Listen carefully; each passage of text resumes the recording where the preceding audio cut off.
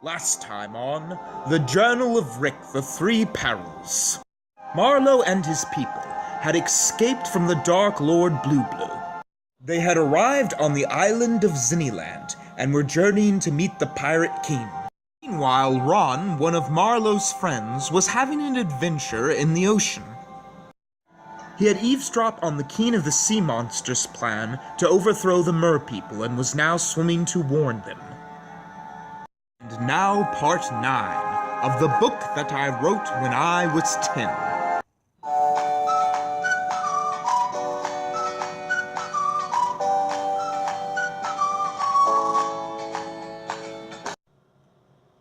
Welcome back to Tottin. So if any of you aren't familiar with this series, this is where I read from a book that I wrote when I was 10. And if you don't like it, don't worry, we're not going to do it for very long. We're just going to finish this whole thing up. This is the last of the Journal of Rick, the Three Perils. So, yeah, I think there's actually some funny parts in here, like when a guy opens a jail cell with a chicken bone, and this one guy's been breathing underwater for like 4 hours now, so hopefully you all will like it. But anyways, let's just get right started so we have plenty of time. It took him a while, but finally Ron escaped from the sea monster's castle. I got to warn the mermaid people, thought Ron to himself. Just then, Ron saw something beside some rocks. It was a sword. Ron swam over to the rock. He looked at it, but didn't unsheath it. Instead, he buckled it to his pants, and off he went, looking for the merpeople's castle. And now we return to Marlo. The cold wind blew against Marlo's face. The stars were brighter ever. Marlo and his army of 25,000 men, women, and children, and a couple of horses, walked through the woods. Suddenly they heard, "Oh no, oh no, no, no, no," said the voice. "That must be a pirate," said Marlo. "Maybe I'm wrong, but it sounded sort of feminine," said Rick. "Yes, it did. But there's women pirates too, you know," said Marlo. "Come on." They ran over to where the noise was coming from. When they got there stood a beautiful woman. She was wearing a beautiful white dress. She had bright, beautiful blue eyes, and she had beautiful yellow hair. "Are you a pirate?" said a man. "No, I am not." "Are you all?" asked the woman. The men with stunned eyes shook their head. "Yes, I thought so. Yes, you all are people from the Grey Castle, running from Blue, said the woman. "Many of your friends and family have died," said the Starlord. "How do you know that?" asked Marlo. "Are you an enchanter?" "No, I'm not," said the Starlord. "Then who are you?" asked Moonster, actually. "My name is the Starlord.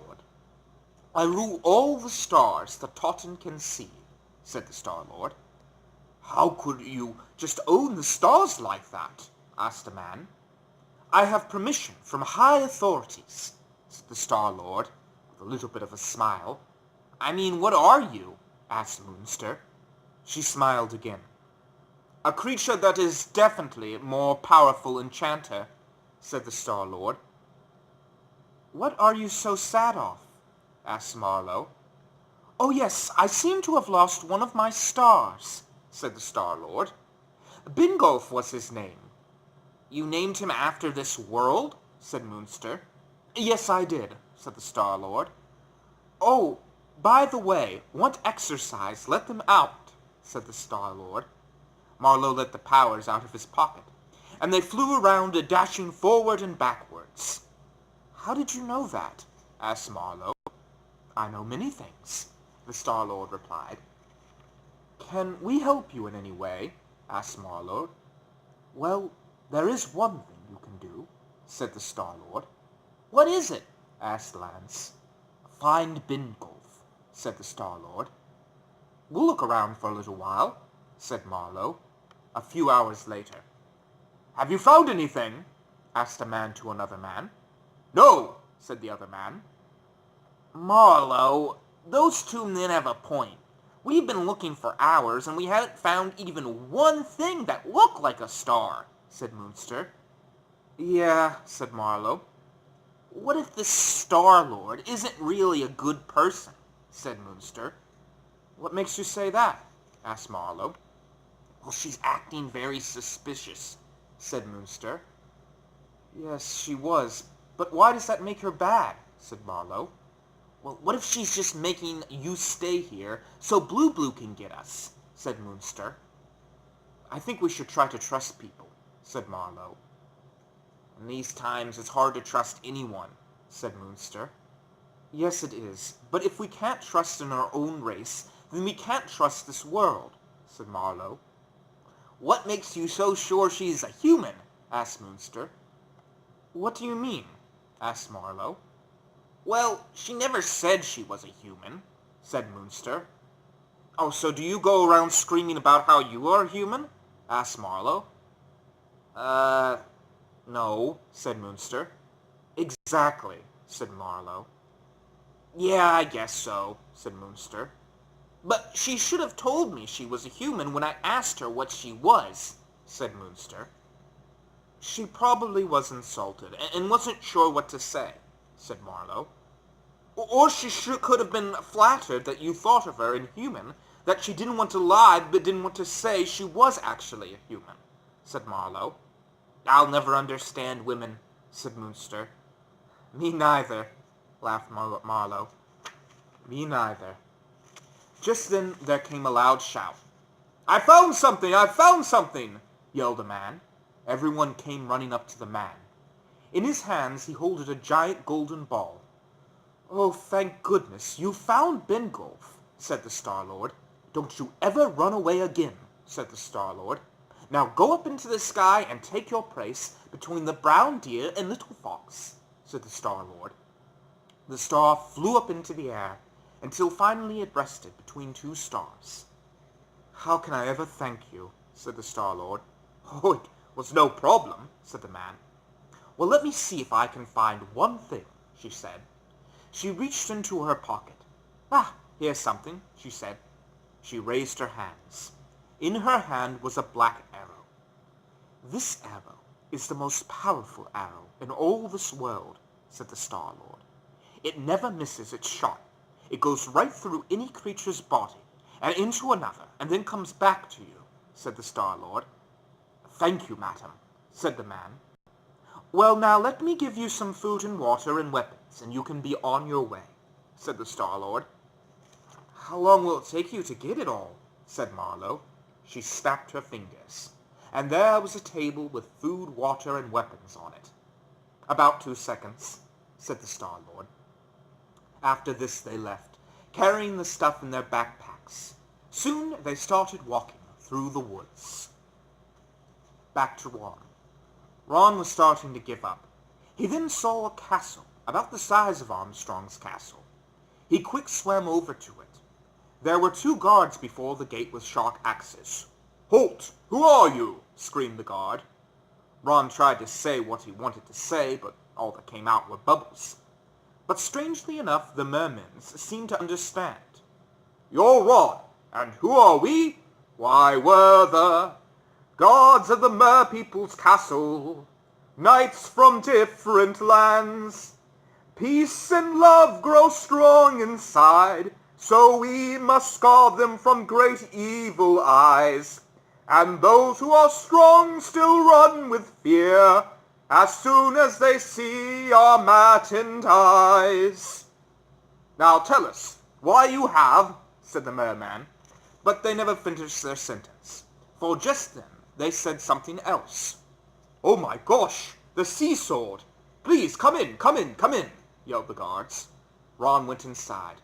I wonder what that all was about, thought Ron. He looked at his sword, and what do you have to do with it? Soon he came to a great hall, and at the end of it was a Keane and a throne. Next to him was 2 guards, leaning on their swords. Who are you, my dear friend? Asked the merman Keane. Just then the guards came up and whispered into the Keane of the merman's ears.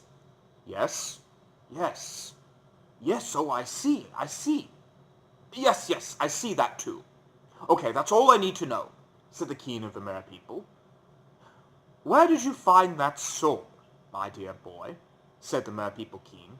He tried to say, well, I found it next to some rocks, but all that came out were bubbles. Why, my dear boy, you found the world's most powerful sword in the sea. It's been lost for 100 years, said the Merpeople Keane. Are you sure this is it? Ron tried to say, but only bubbles came out. Yeah, I'm sure. You see, it has a golden emblem of a sea monster, said the Keane of the Sea People. I have to tell you about what they are going to do, said Ron, or tried to say, but only bubbles came out. Tell me what?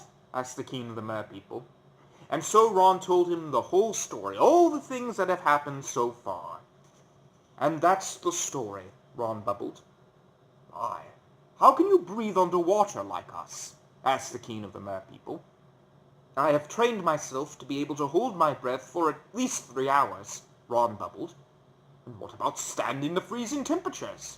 Asked the Keane of the Merpeople. I have trained myself to be able to do that too, said Ron, or I should say bubbled. Come, my dear friend, I have 2 presents for you, the Keane of the Merpeople said. Come, he said. And Marlo followed him to doors. Inside were some amazing things, potions and instruments and giant inventions. In fact, inventions were all around, and potions too. Welcome, said the Keane of the Merpeople, to the secret laboratory. Here is where we create great inventions and potions, said the Keane of the Merpeople.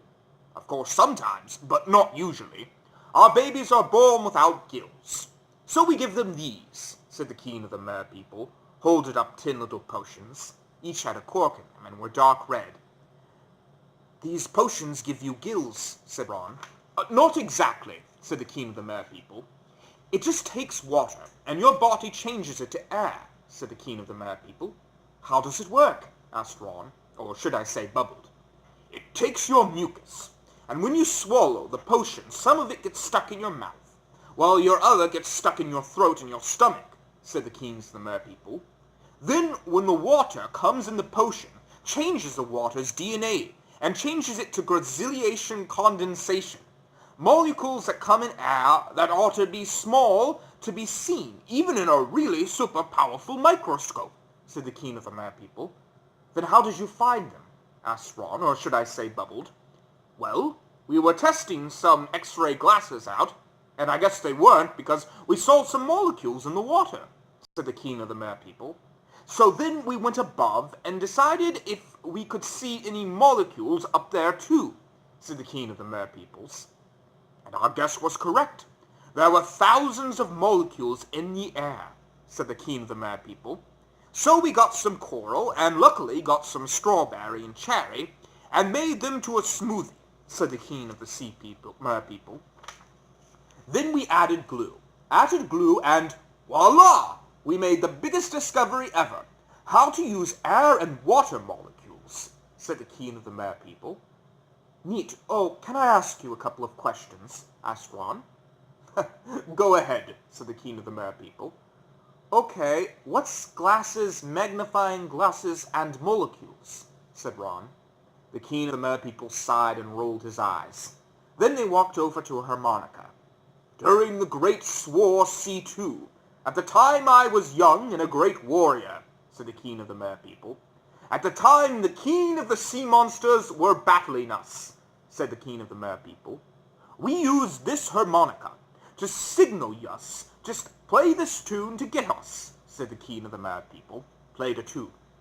When we were young and wars were done, us merpeople would run and run and run, and we screamed freedom at the top of our lungs. But then a new evil came, a sea monster.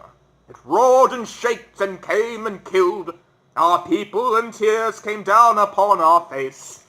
And as they killed, we killed them back, but arrows didn't give them fear. And so that's how this war began, the hunter against the hunted. A war begins between man and beast, if you can call merman a man, and a sea monster a beast. Bravo, bravo, bravo, said Ron. The Keane of the Merpeople's cheeks turned pink, and giggled slightly. So is this world C3? Asked Ron. My dear friend, I'm afraid to say, it is, said the Keane of the sea monsters.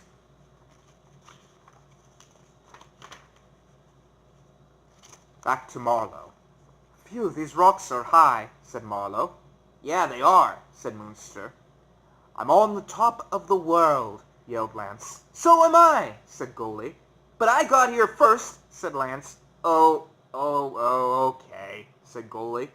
And as they climbed down, Rick looked and just then said, Hey, I thought I saw someone running off. Marlo and the others quickly climbed up the rock and back down. But Rick did it so fast, that he accidentally climbed up the rock and fell down. It was then that he saw it. Next to his bleating legs was a brown leather book. To be continued.